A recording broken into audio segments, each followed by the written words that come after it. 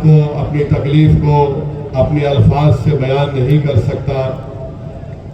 جب بھارت کی پارلیمنٹ میں وفد کا کالا قانون مودی کی ظالم حکومت بنا رہی تھی، میں اس وقت میری آنکھیں ترس رہی تھی کہ مولانا بدرالدین اجمل میرے ساتھ ہوتے، اختر الایمان بہار سے ہوتے، اور اورنگ آباد سے میرا بھائی سید امتیاز جلیل ہوتا۔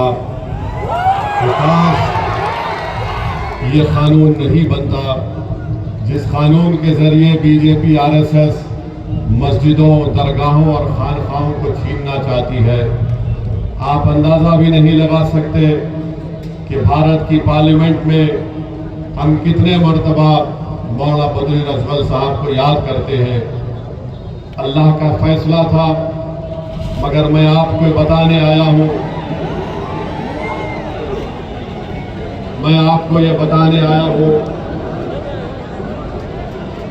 کہ انشاءاللہ تعالی 9 تاریخ کے دن آپ تمام لوگ متحدہ اپنے ووٹ کا استعمال کر کے AIUDF کو کامیاب کریے۔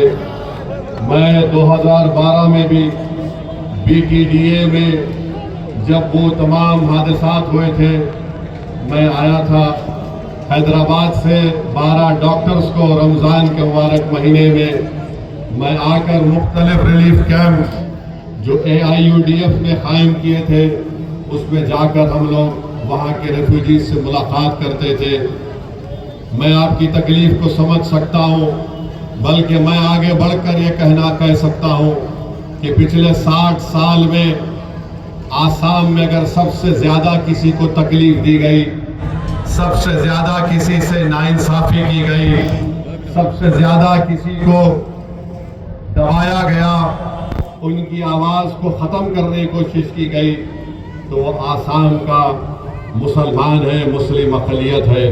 مگر الحمدللہ اللہ نے AIUDF کو آپ کے لیے ایک نعمت بنا کر بھیجا۔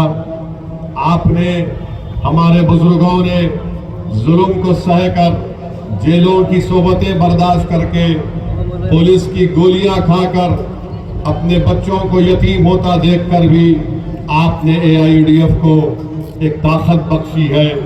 میں اس طاقت کو اضافہ کرنے کے لیے آیا ہوں۔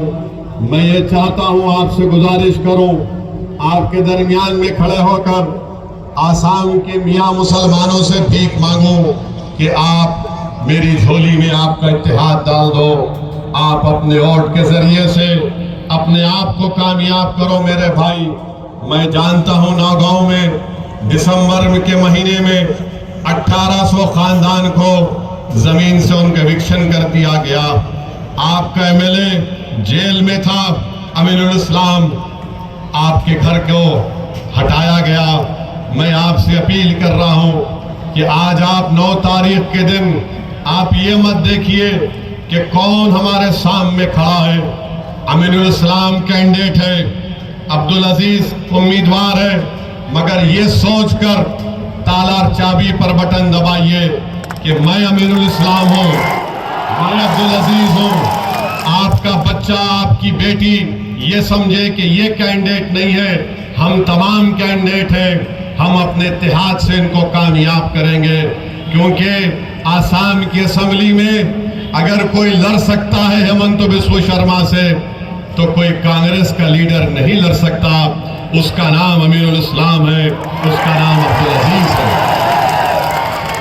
یہی چیز کے لیے میں آپ کے درمیان میں آیا ہوں۔